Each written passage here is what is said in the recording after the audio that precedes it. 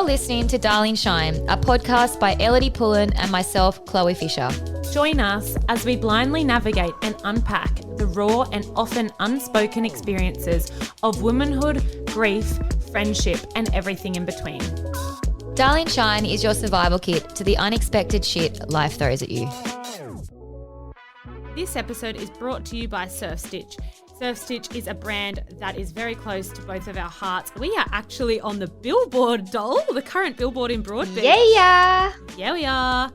Surf Stitch is our favourite one-stop shop for all things coastal. They've got you covered if you need anything from cute summer outfits to activewear to beauty products and beach accessories. Online or via their new app, you can find brands like Swell, The Hidden Way, Lahana, Jagger and Stone, Status Anxiety, and more. Surf Stitch have treated us to a cheeky promo code valid until the 9th of September. You can use code DARLING30 at checkout to get 30% off all women's categories with some exclusions.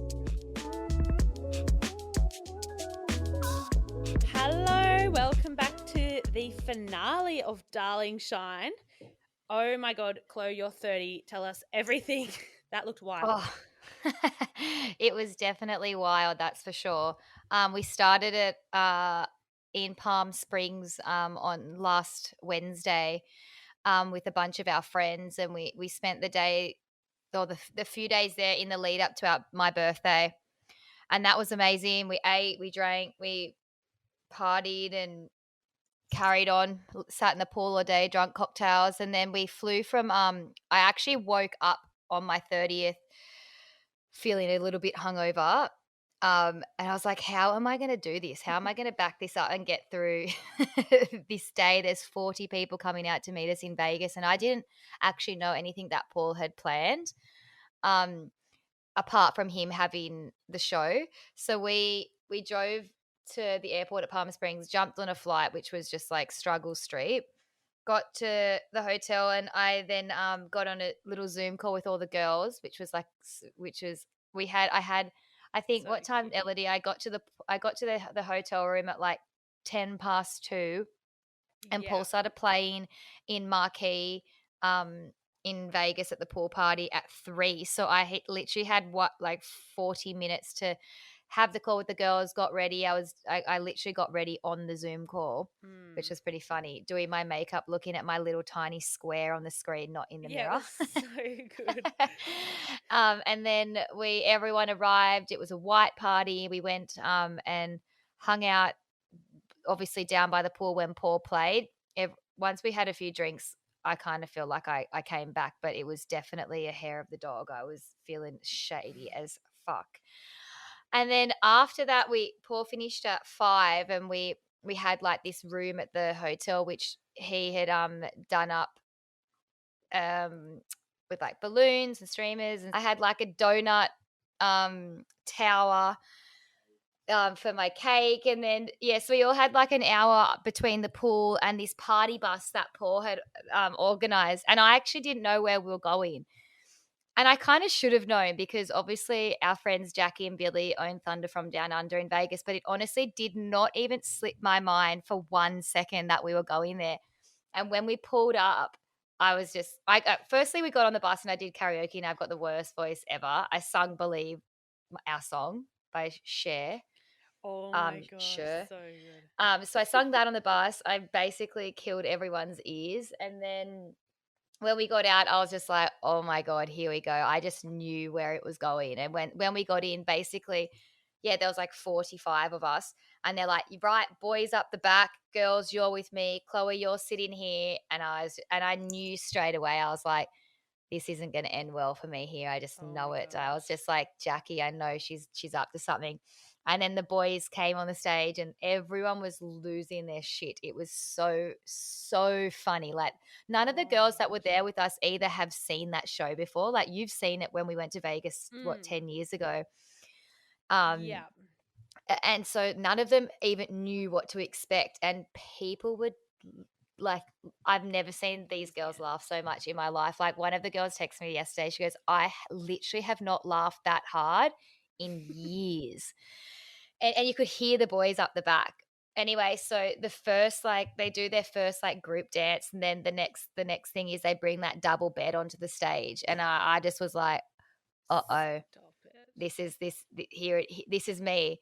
And they literally like came down and pulled me up on the stage, and it was like the guy with the Oh long no. hair, like the Tarzan dude, that did a dance, and that was funny. And then I kind of thought, I was like, okay, cool, that was good. Geeta got pulled up on the stage Oh, after me, epic. and they pull three girls up and they make them do their best orgasm.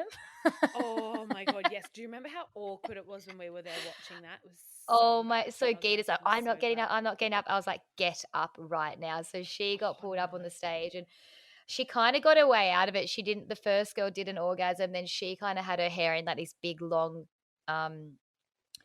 it's a chick in like Tomb Raider with like a big plait, and Mm. she was just like flicking her hair around and twerking. So she kind of got out of the orgasm bit because that Chris, her husband, was at the back. He was like, fuck, where is this going to go? And then the show kept on going on. And in the end, they were like, okay, Chloe, you're going to come back up on the stage. And I was like, that's no, like I've already been up. Like I think that other people in the crowd at that point were like, who is this chick? Why is she getting favorite? Like, why is she the favorite? Why has she been up on stage twice already? Oh yeah. Anyway, so I'm sitting on the chair and I hear Believe by Cher comes on. And I was just like, oh my Oh God. But at that point, I no. still didn't realize that it was Paul. And it Oh wasn't bless until maybe you. like 10, 15 seconds in when he came into my eyesight, and I was like, oh my God. Oh my But, God. he didn't know that, like, they set him up as well. And no one in the crowd knew that he was doing that. It was only like a few minutes before it happened. One of the stage managers came down and grabbed him. They're like, you with me now. And so they kind of No pulled him out the back, and he's like, way. what do you mean? What am I going to do? And they're like, you're going on. This is your time to shine.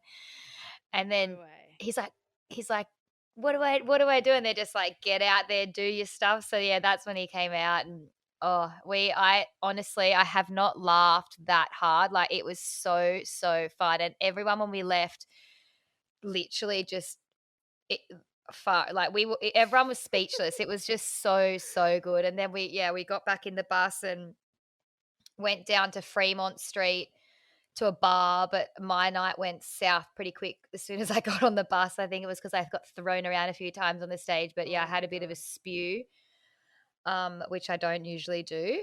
But everyone else had fun at the bar, and then we went back to the Cosmo, and then went back to the hotel and partied on. But yeah, definitely waking up the day after my birthday, the hangover hurt. It Oh my really, really gosh. hurts more when you're 30. I don't know Suddenly it why. hits different. It I don't know definitely, why. like, I think it's like 3 days later and I'm still recovering. Like, I went to the health food shop. It's like straight to health. Went there, I was like, my stomach is so Detox. bad. Like, what can I do? And I went and bought all the, like, charcoal tablets, charcoal lemonade, ginger Oh my tablets, gosh. peppermint Fix me. tablets. I'm like, can you fix me? And then now Anything. we literally woke up on the Monday morning, and we are currently in Ibiza. Yeah, what the So hell? What a whirlwind. yeah, so it all just like merged into one big day. But God, it was just like definitely a 30th to remember. Had the best time. That's why I was like, I didn't really use my phone that much. It was pretty much I was muted the whole Good. weekend because I was just having too much fun, and then trying to catch up. I had so many text messages and calls, and I haven't really gotten back to many people yet because it's just been like hectic. Um, Intense week. and we're just in Ibiza now for 9 days. Paul's actually playing Creamfields in the UK this weekend. But I decided to stay. I'm going to stay here the whole time, so he's just going to quickly fly out for the day, and then on Saturday play the show, and then come back, and we will have a few more days here before we go back to the States next week. But it's so nice to be back because we obviously were here a few years ago when he had his residency here, but last year everything's been shut. The nightlife isn't actually here at the moment because of obviously COVID. So it's just all the day stuff. I think everything closes by 11 o'clock. But yeah, it's so nice to be back. But I wanted to ask you, your Vogue magazine that came out was it like an editorial or something like that? Yeah, it came out like yesterday or the day before, I think.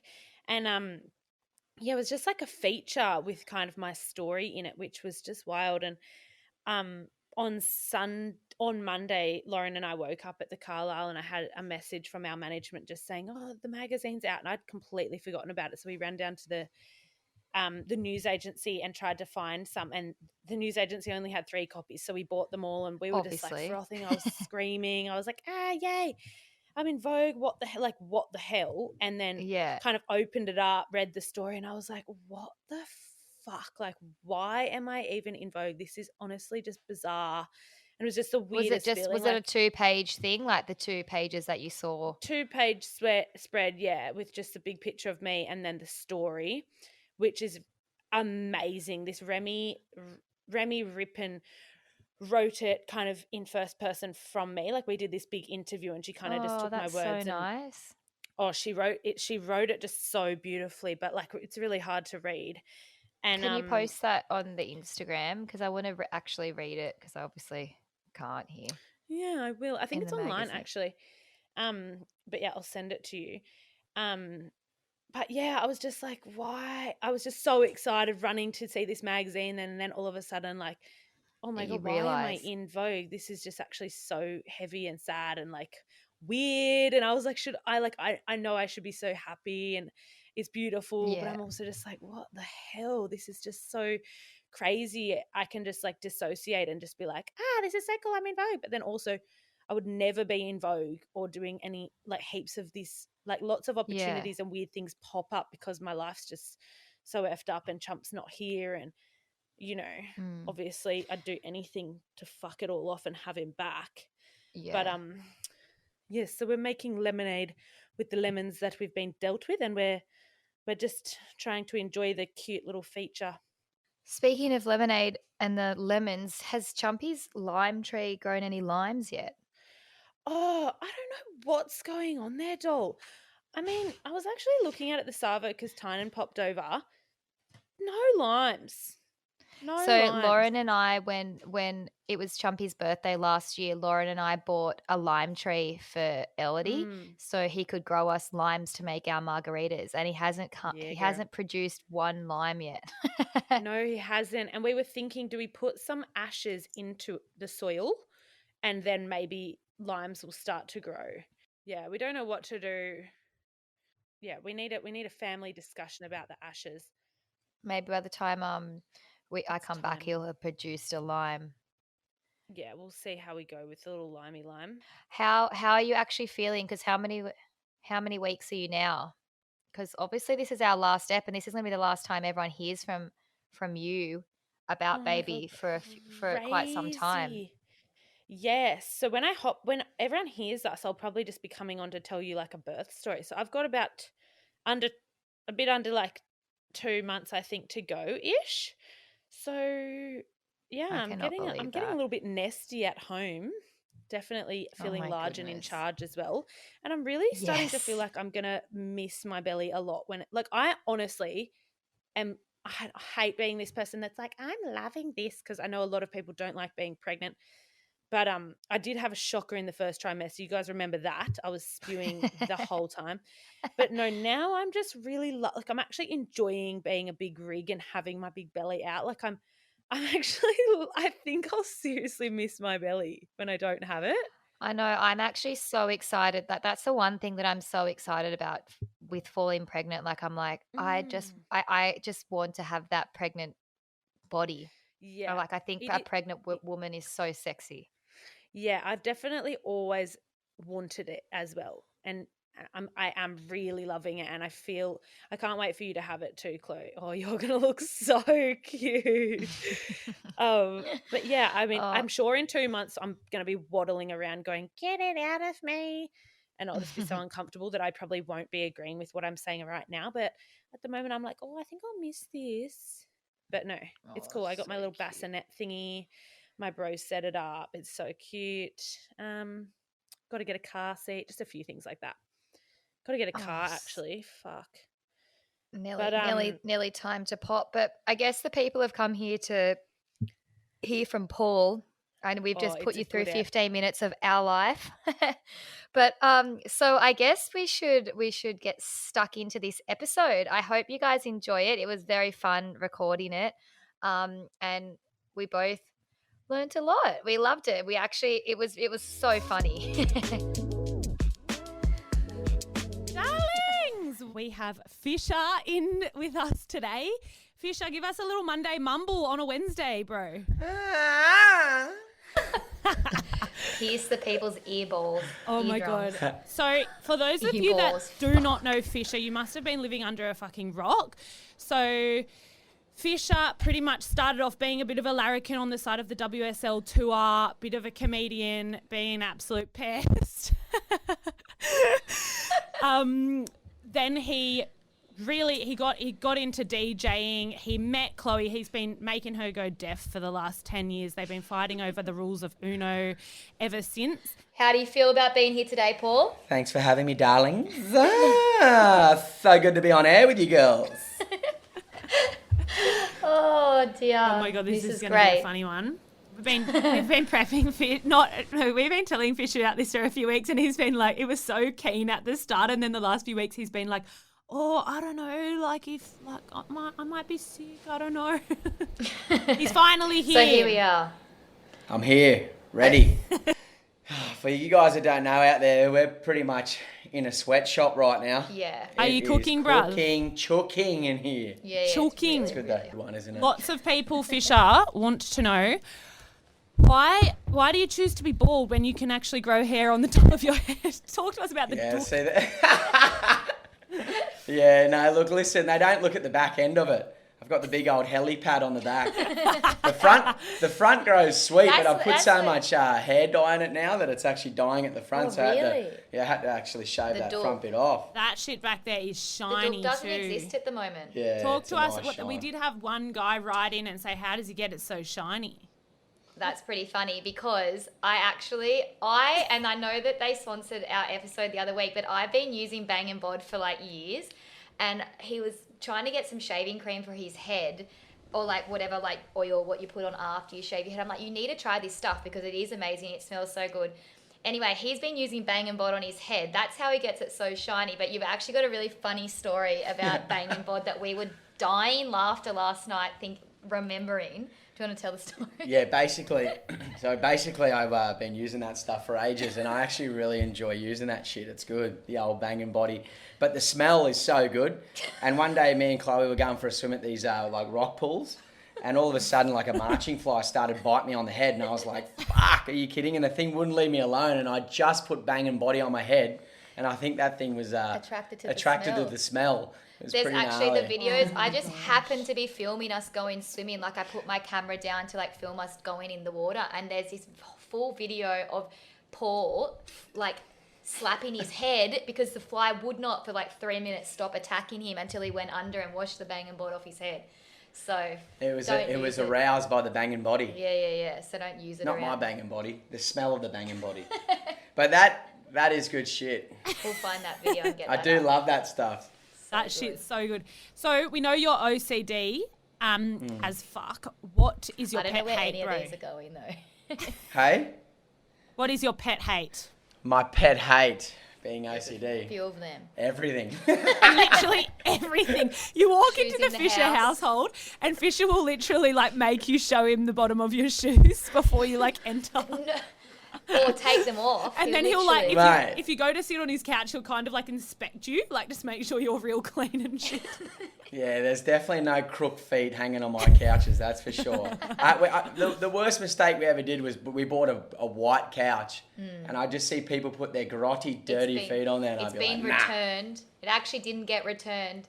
It got returned to Ellidy's house, but it's pretty funny. When we got the new couch, Ellidy actually had to let the people in because we've been away, and she sends us photos of Rummy just sitting on all the couches while we're gone in different positions. Well, I Oh, fell really? Like, yeah, She mate. does.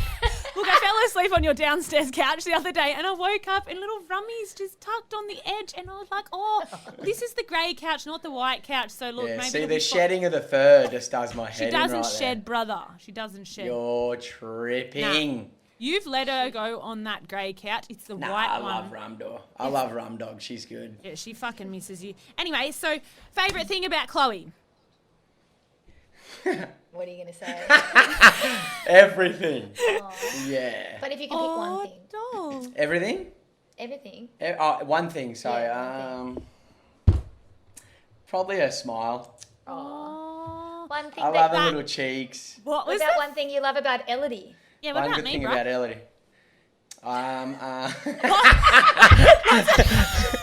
Ellidy, you've got a good personality. You reckon, I bro? love your personality, bros. Yeah. Full of life, full of beans. Thanks, cuz. Okay, what's the most embarrassing Chloe story? You know, I was thinking about these. There's not too many. Oh my We god. actually bro. discussed this last night. Like, I'm a real goody two shoes, so And you're You know, really like- good when you're I drunk. don't do stupid shit. Yeah. No, look, Chloe lights up rooms. Like when she's on fire and she can't be stopped. It was so funny. The other night when she was dancing, she got up on stage in front of like 11,000 people. And Yeah, basically, I stood on the stage where the decks are, not just on the stage. I had to stand up there On and top. dance. I don't know what was and going she through started my mind. doing the old booty fucking I was Husband. twerking. And Brett caught this moment and she turned around to Brett in front of 11,000. She goes, "I'm turning 30!" and had a Really full-blown midlife crisis. And this video will be on my Instagram for I cannot 100%. And I Oh, it's absolutely embarrassing. lost it. Brett gets me off stage and the first things he says is, "You have to see this fucking video of your wife. It's unbelievable." Oh, well. That is a Yeah. I'm dying to see this video. Bit of a midlife, quarter-life crisis. Yeah, It's I'm the nervous. birthday rinse. Great. Can't wait for that one. Out of all of us, Chloe never gets sloppy. Like she always kind of holds it together.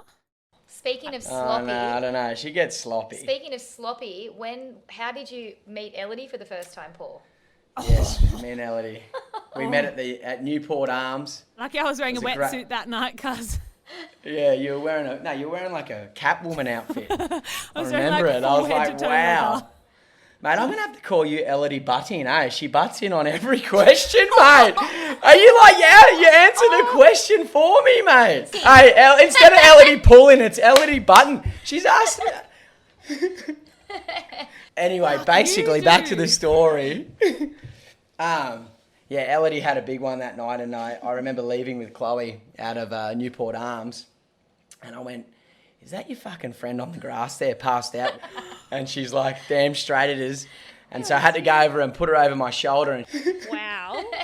That was just before Chumpo, because we had just got together. It was Yeah, you before guys and had Chumpy just dated. got together and I was just about to meet Chumpo. So he wasn't there to swoop you up out of your vomit. Holy shit, yeah. yeah, actually, it was pretty funny though, wasn't it? What a time. We want to know, everyone wants to know, was it love at first sight? What was your first impression of Chloe? How did you know she was the one and why? Tell us, darling. Yeah, it was actually. It was a funny story because I wasn't meant to go out this night in Bali, and one of our mates, Jesse Pollock, was like, "Come on, bruh, go and have some food. You might have a drink. There's a couple girls meeting us. Let's go and have some fun." So I was like, "Oh, why not? I'll go for a feed." Anyway, we get to this joint. It's called Alley Cats. It's like the seediest bar in Bali you've ever seen. And I was actually ordering meatballs, which would have been dog's nuts, I swear. And the little cooter dog just lost his ball bag. But anyway, I started eating. I started eating this meal, and all of a sudden, to the left, I just kind of seen Chloe. And as I've looked up at her, she's kind of just looked at me and winked, and then like nodded. And I was like, "Who the fuck is that winking at me and nodding at the same time?"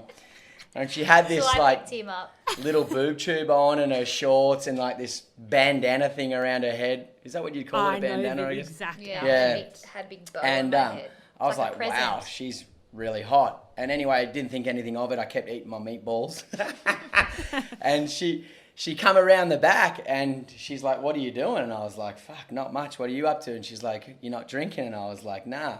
She's like, "Well, we're going to change that." A quick little vodka double and some Yeah. extra joss. And literally it was two Sorted. double-doubles later and she's on my lap and we're pashing off in front of everyone on the When in Cooter Bali. surfboard.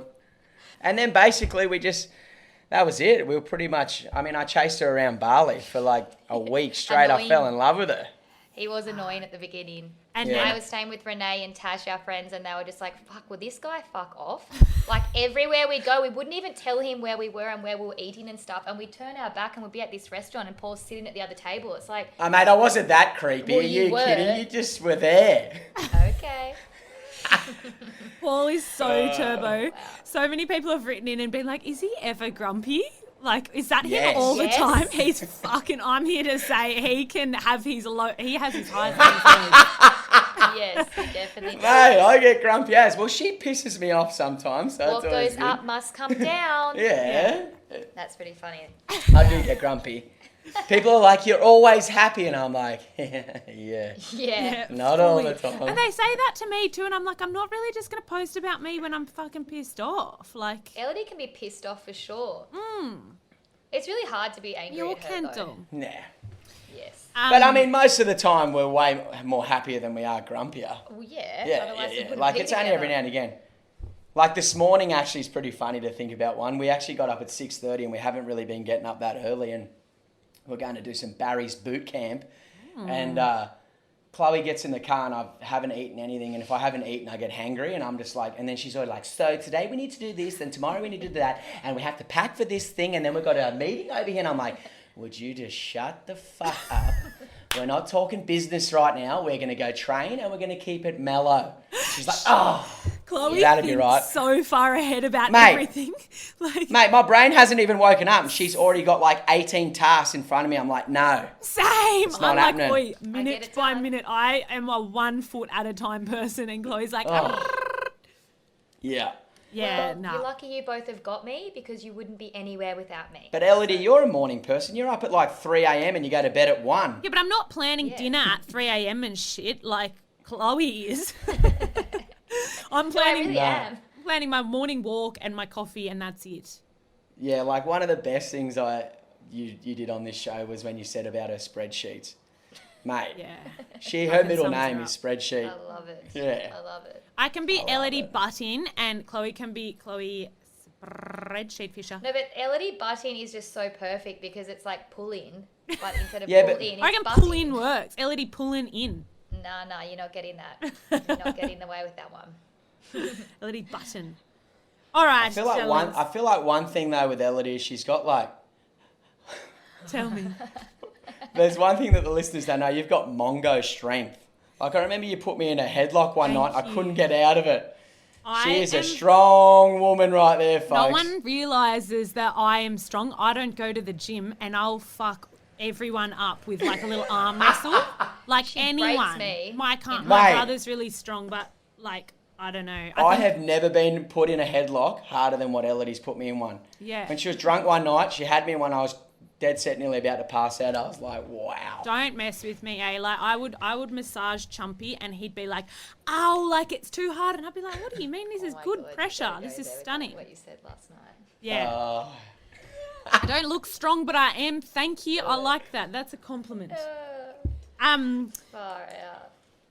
So I want to know about, lots of people want to know about IVF fish from your point of view. Like I know obviously Chloe takes the reins on a lot, but like it must be so mentally draining on you, but you feel like you've got to be the strong one. Can you talk to us about it from a male's perspective? Yeah, okay, so, basically since I've met Chloe, she's always wanted kids. And that's like going back to when I met her in Bali, even she was talking about them. And so for me, back then, I was like, say 2 years into our relationship, I was like, look, before we have kids, it wasn't even on my radar, to be honest. So I never really thought of having kids. I never kind of, just wanted them at that time. And I said to Chloe, I was like, look, we're going to go around the world first. We're going to enjoy adventures. We're going to go do everything, see everything we can, and just have fun and, just make memories together, basically. And then, throughout that 6 years, she was always, heckling me. She's like, okay, we've seen it. Let's have babies. And then finally I was like, okay, let's do this. Because it was funny. One night, I was like talking to my manager, Brett, and I was like, fuck, she's really, really wanting kids. And, what do I do here? And he's like, well, do you want them? And then, I don't know, kind of was like, I had to go and have like a little Fisher moment by He myself. definitely had a brain fart at one point. He was just like, I don't fucking want kids. I'm Yeah. like, what the fuck are we, like, What are we doing? And basically, you know, I had to go and like kind of think about it. And then I was like, for me, I was already like planning this before I even knew it, because it was kind of like I was, you know, putting up, you know, photos of my shows and videos of my shows. And all I was thinking is like, imagine one day when I can show my kid all this footage of like his dad going mad. And I just didn't know it at the time, to be honest, you know what I mean? And so like, basically I was already, what's the word, like pre-planning it, but I don't know, it was just weird. Anyway, yeah, I had a moment to myself and I was like, fuck, you know, I am ready for this. So basically when we were trying, I was like, okay, I'm all 100% in. And so we started trying and you know, obviously it didn't start happening. We tried for like a year, obviously in Bali after the wedding. And Chloe got pregnant, as you know, and then it all just kind of unfolded from there.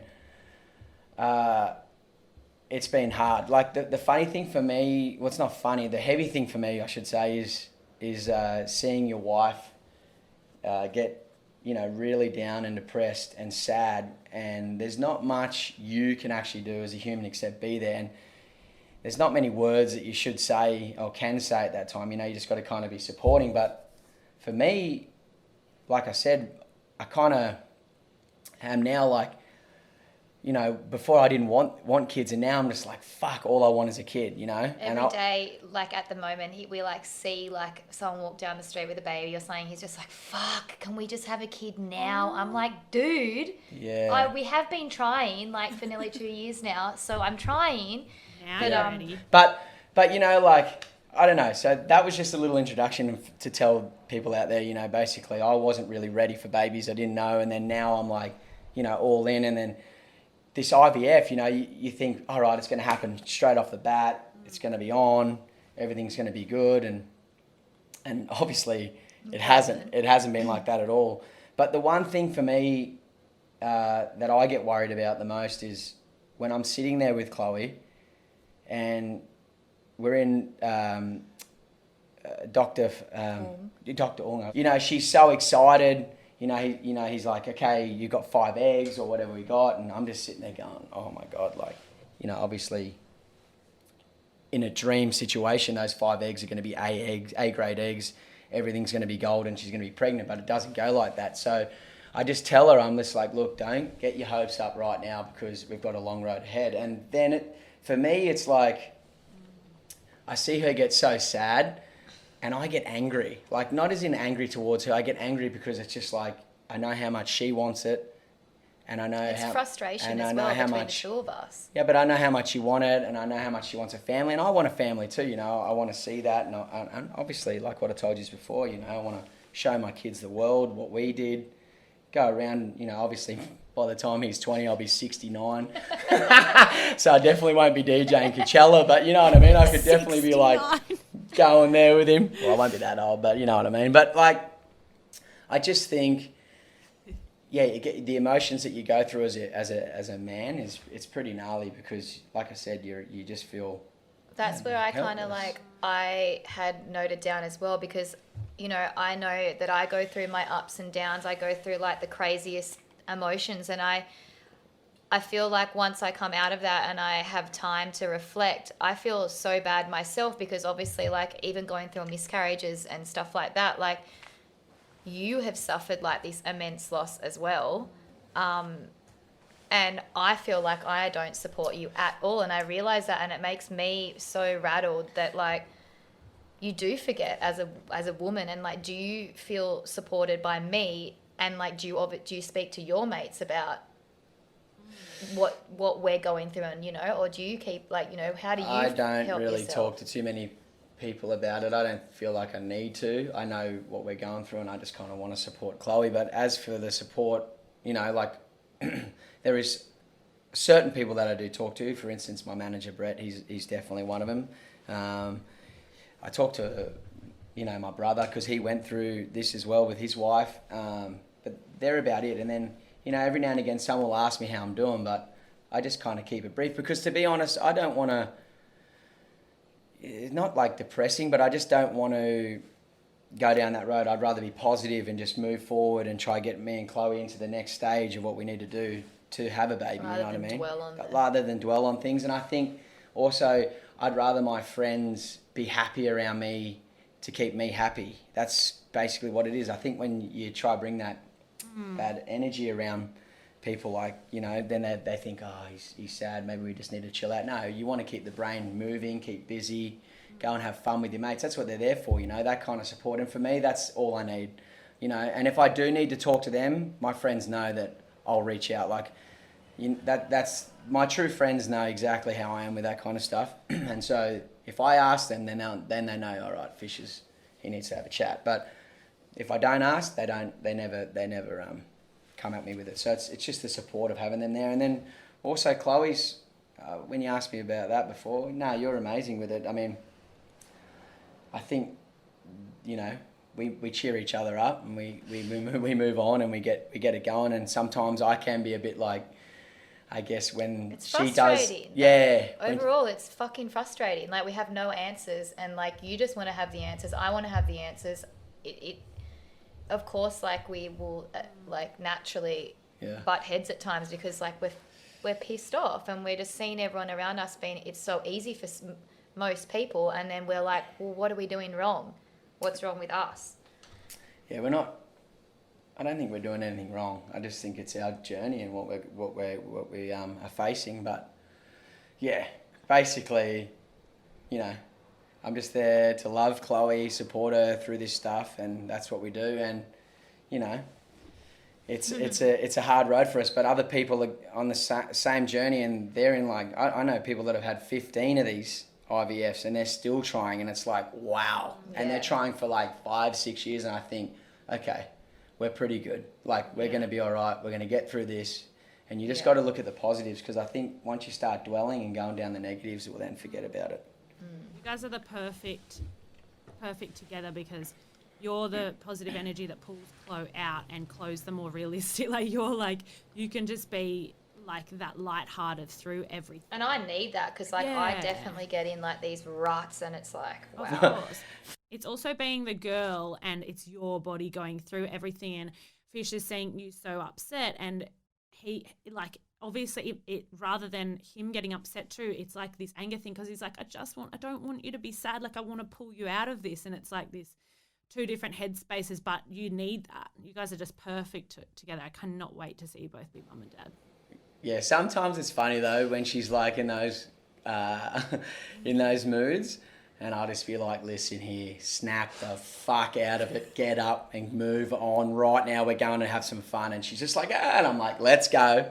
Zing. So zing zing. Some days it can like be a few days where I'm like very down in the dumps, Yeah. and he's like sympathetic and really loving. And the first like 2 days, day 3, he's just like, get the fuck off the couch and get in the car right now. We're gonna go do something. Yeah, Like, because okay. I think you gotta. You just got to Mate. pull her out. This might sound a bit like cliche, but like, you only live once, and you got to fucking enjoy every minute of it. And I think like dwelling on something is not going to help anything. I think like in our situation, I think like more just get up, let's enjoy each other's company, and the happier you are, I feel like it's going to happen for us. You know, if you're in a good zone, your mind's in a good place. Yeah. There's nothing. It's gonna be my 30th birthday present. Yeah. I've already decided that. I've been manifesting it for like ever, so that's what it is. I don't think there's any. Yeah. Not that I'm I definitely waste my not time. jumping on top when she's negative and sad. Yeah, you want to vibe it up. You got to have Get a on. vibe, mate. She's got to come strutting her shit. Yeah. We don't want to be depressed, so in the bedo. A quick word from our sponsor, Surf Stitch.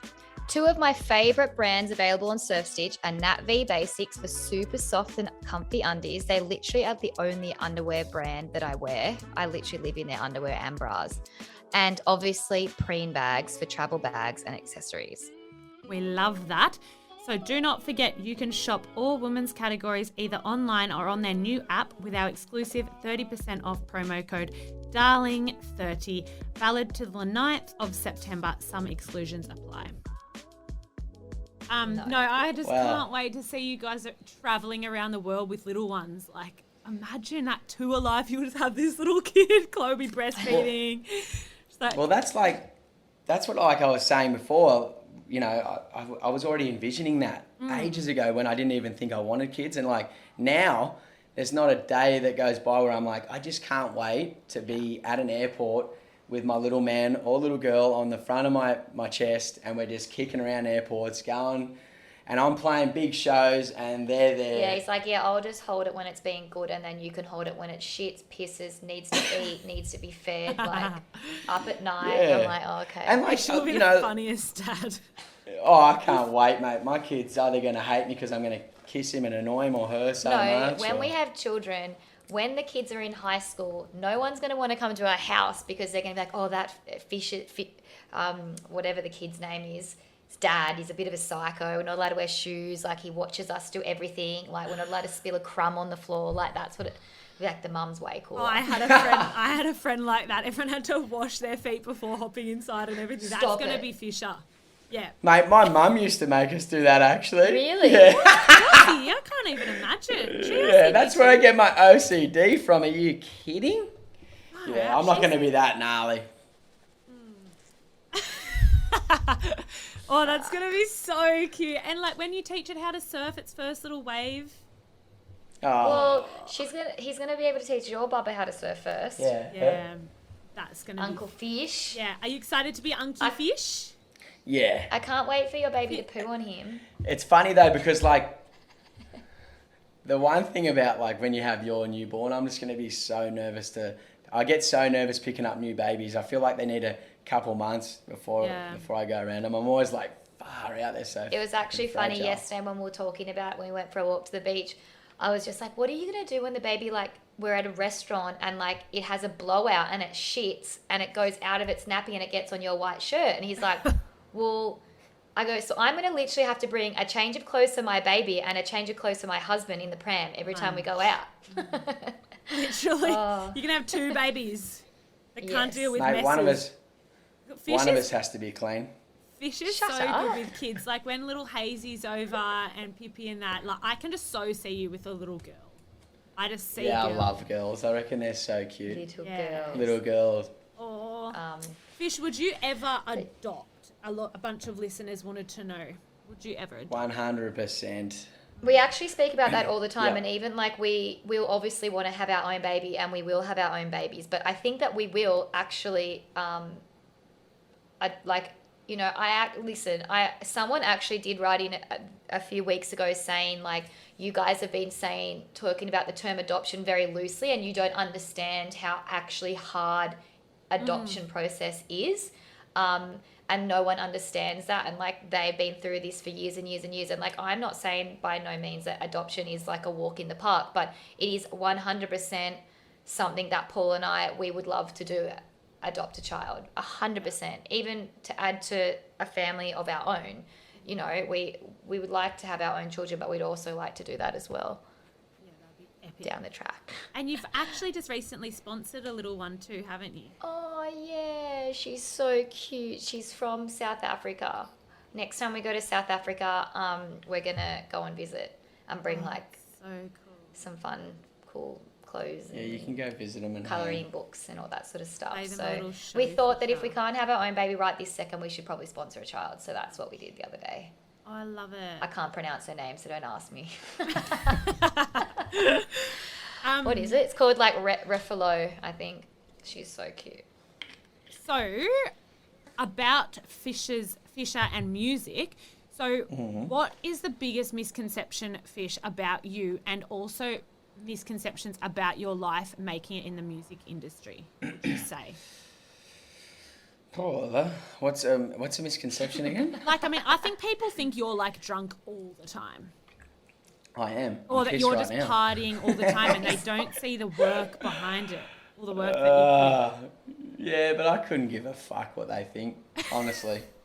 I really don't care what those people think. But yeah, nah, listen, I do love a drink. I love to party. Don't get me wrong. And whoever doesn't, well then enjoy your boring life. But I do, but no, I don't drink at every show. I take it very seriously, to be fair, and I enjoy my job a lot. And I think to have longevity in this sport, well, music, you have to look after your body and your mind, because you got to be creative, one, and then, you know, you're on the road a lot. I travel from Thursday to Monday every week, and I'm doing sometimes 4 to 5 shows in front of a lot of people. So, you know, the energy you have to give, and I don't want to go to a show flat and give, you know, not 100%. And every show I do, I try to give, you know, as much as I can to people. And that in itself, whether you're pissed or not, like that takes, you know, a lot of energy. Yeah, and then, you know, like I work a lot in the studio. I'm always in there doing new music and trying to better myself with that. So, you know, that's another thing. I think if you're always hungover or partying, the creativity is just not there. So you've got to really pick your battles. But look, for people that are asking that question, yes, I party when I want. You know, it's got to be the right party. For instance, if I'm at Coachella, I will play that. Like the last time I played Coachella, I didn't have a drink before I played. I just wanted to, you know, take that all in, because I was playing in front of 75,000 people, you know, in the, you know, 5 in the afternoon when the sun's going down. It was like one of those, it's still the most memorable moment to date for me ever. And then, you know, obviously once I got off there, the adrenaline that's going through your body, I've got my team, I've got Chloe, I've got some of my best friends in the world that have flown over to see that. Yeah, I'm going to get pissed and I'm going to celebrate that. Because that doesn't happen all the time, and like, you know, that only comes around, well, fucking sometimes never, you know what I mean, for some people. So for me, yeah, I enjoy those moments, definitely. But if I'm playing, you know, certain clubs and I'm just with my tour manager or something like that, nah, I'm in and out, play my show and just treat it like a 9 to 5 job, really. Yeah, I know, definitely people would not... I think a lot of people think you're just drunk at every show, but like, you've got to back it up every day. Mate, put it this way, I don't need to be pissed to have fun. Yeah, you're a fucking I enjoy giving shit, talking shit, having fun, doing my thing straight. Like, you know, people that know me know that. Could not agree more.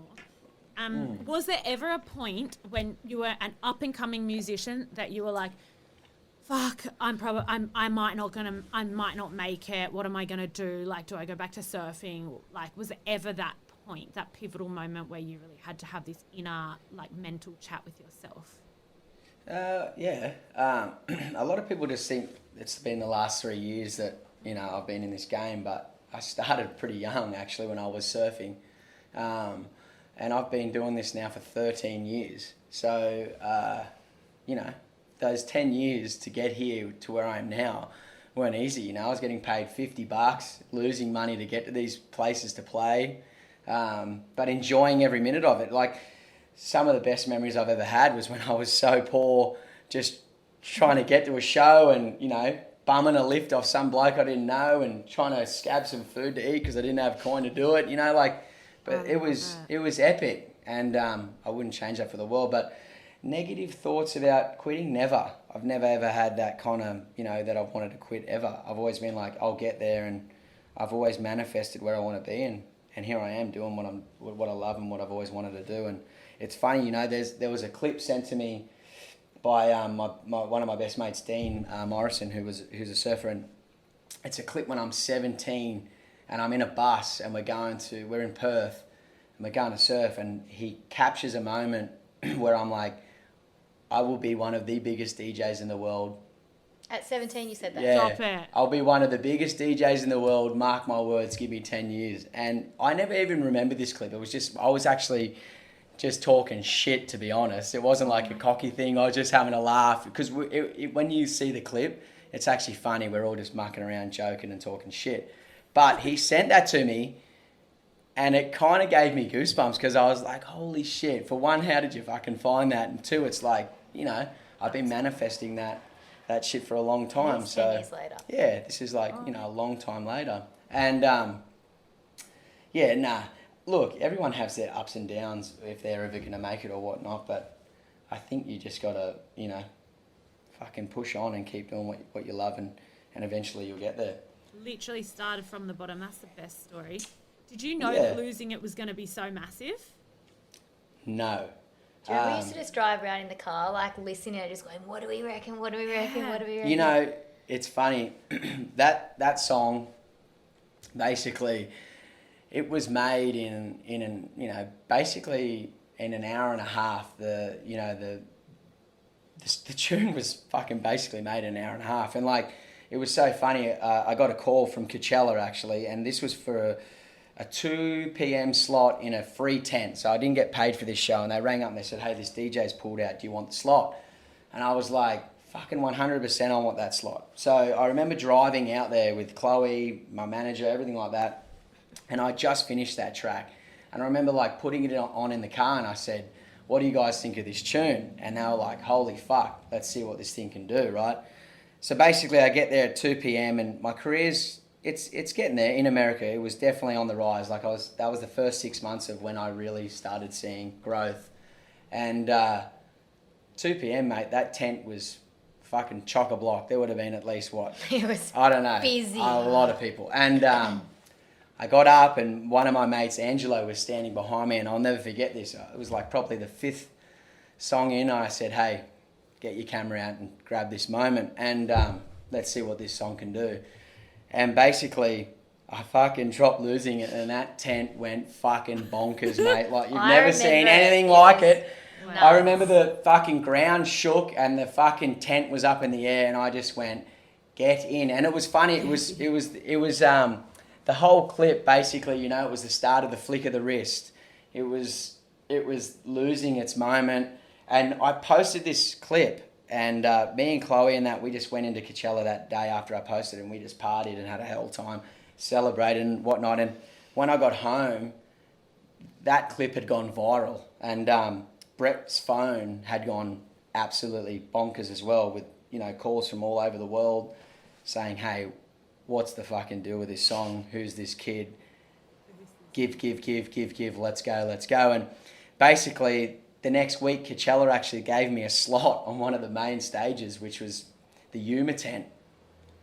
And there was people climbing under this tent to get in because to see me. you have to line up to get into the Yuma tent, and like once it reaches capacity, like it's like one in, one out, and like there was text messages coming from the outside in to Brett and that going, dude, the queue to get into the tent was like wrapped around the tent basically. Yeah. So basically this tent could fit 6,000, and there was 10,000 people, and they almost had to stop The show because they were like, bruh, if anyone else climbs under this bad boy, we are fucked. And it was so funny because they had so much air conditioning because it was a closed-in tent. And I remember, mate, there was sweat left, right, and centre. But I'll never forget that moment as well, because obviously I'd only played Losing It once, and it was the week before. And then obviously I didn't play it the 5th time, and I actually waited till the end to drop that. And it was just surreal. Like I've never really actually spoken about this, so there you go. But like it's one of those moments that gives me goosebumps right now. It was probably the most special day of my life. Yeah. so cool. And then that's it. My career started from there, and yeah, here we are, 13 years later, doing our That's thing. cool. And I've never really me and been Chloe really are traveling the this world, living our dream. And you know, the best thing is having her with me to experience that. I mean, not many couples get to do that, and I think you know, obviously Chloe has been with me through thick and thin. Like when I first started this, and I was broke, and you know, I didn't really have much, and now we're just like living the fucking dream. And it's so cool because like you get the love of your life, your best partner, and you get to travel around the world, Party together. doing what we love and have a Pissing hell each time. other off. Yeah. Yeah. That's so true. Like you've literally both started from the bottom together. Chloe, can you shed light on that from your perspective? Like you've had to be a massive support through like Fish's career, like when you guys were living on 5 cents.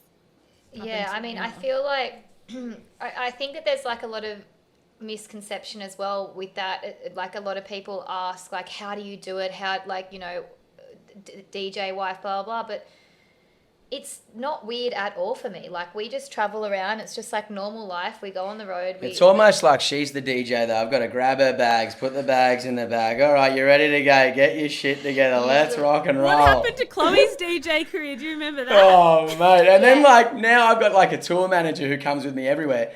And like I rock up to the airport and he's just like, yeah, you carry your bags. I got Chloe's. I'm like, fucking who's the artist here, mate? Literally. Chloe, you need your own personal caddy. Oh, my tour manager loves her more than he loves me. It's fucking classic. But no, Paul is right though. Like everyone thinks it's this like it's obviously incredibly fun. We have so much fun on the road, but Yeah, you pick your battles. You're not drinking every day. You're not partying every day. Like we also really love experiencing different cities and different cultures and eating all the food, and like that's our favorite part. Like we don't want to wake up hungover. We want to get up. We want to get on the city bikes. We want to ride around. We want to be freaky weirdos, taking photos and riding scooters and just being proper tourists. Mate, one thing this job's given us is the chance to see the world. Like some of the places we've visited doing this is, forget about it. Like we are the luckiest people ever. Like I got a residency in Ibiza, and we get to live on an island that is so magical. It's like I just trip out every day. I wake up there, I'm like, are you kidding?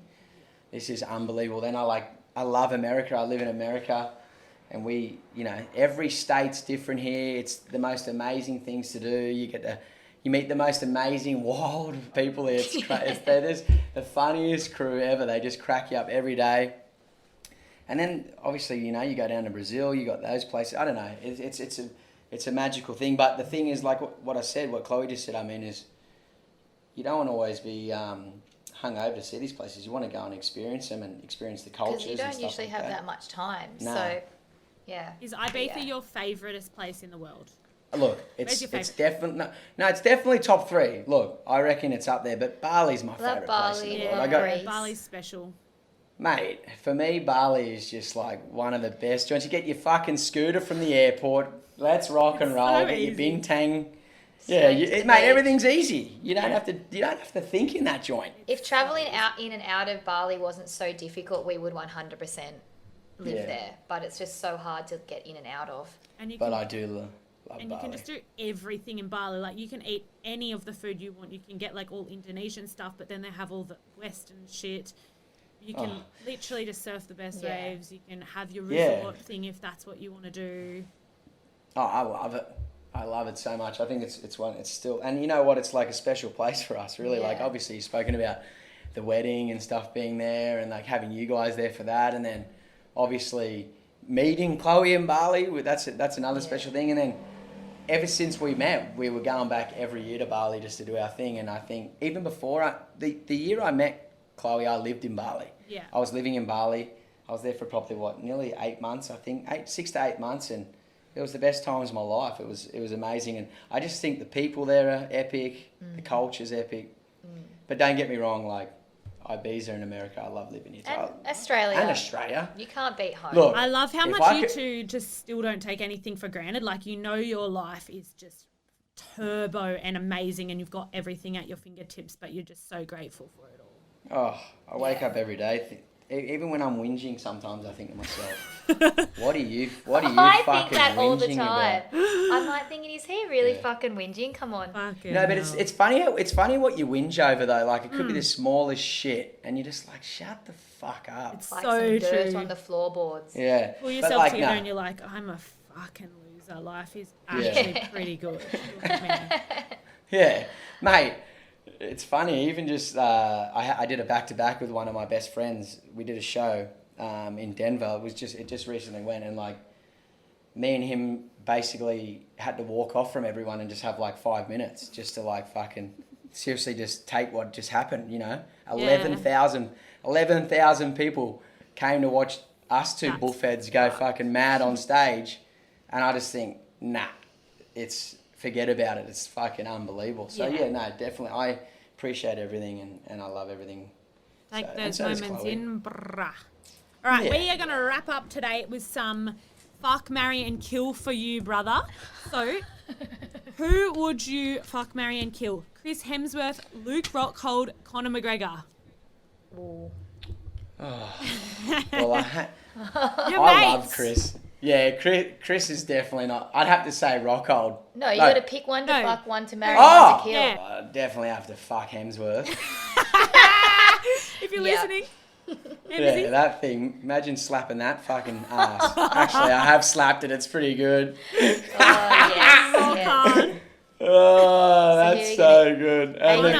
What What are you going to do with I that? feel like you'd probably have to marry Hemsy because then you can Oh, sleep with actually, him maybe and I'd have marry. him Yeah, for no. life. Well, me and Hemsy hang a lot, so yeah, I'd marry Hemsy for sure. So you'd have to shoot Rockhold. Yeah, I'd shoot Rockhold. Or fuck Rockhold. Nah, I'd definitely shoot that fucker. And then you fuck And then I'd fuck McGregor, yeah. Fuck Yes. McGregor, marry Chris, shoot Luke Rockhold. That's so good. Oh, that's it. Yeah. Wow. This has been fun. Oh my God. Is that the end? That was the end, brother. Fuck. You made it. Okay, that was hilarious. So what a perfect way to start off our guests with Mr. Paul Fisher. I hope everyone enjoyed it. And just overall, that whole first season, I can't believe we've just done 12 episodes. Thank I you from the know. bottom of our hearts for listening and all the amazing positive feedback. I am just blown away that people are saying we're actually helping them and brightening their days. So I am just super honoured and so stoked we've been able to do that. That was definitely our goal going into this. So I feel like we've definitely ticked some boxes there. But definitely keep the love coming. Like we said, we have our Facebook community, which we'll be active on for the few weeks that we're going to have off. So you can find that through our link in our bio. And yeah, we just obviously love hearing from you guys. So share away if you have anything to say. Your best bet is actually heading over to our Facebook community because we're pretty active on that, and the community and the girls and everyone that's involved there really likes responding and helping each other, and a lot of us are very much on the same journey, so it's good to be able to speak to other women and not feel alone. So head over there. We've had people talking about their IVF journeys on the Darling Shine Facebook community. So for this few weeks while we're away, that's probably a really good place for everyone to go and find some common other people going through the same journeys. So, and openly chatting about it. So that might be a nice place to find some love while we're away. And also, if you're not already, our Instagram is at darlingshine.podcast. We would love you guys to go over and follow us there, and you'll be able to stay updated with what we're getting up to in the next few weeks. Yay! Thank you Thanks again, so much, everyone. guys. We will see you soon. Bye. Love you all. Mwah.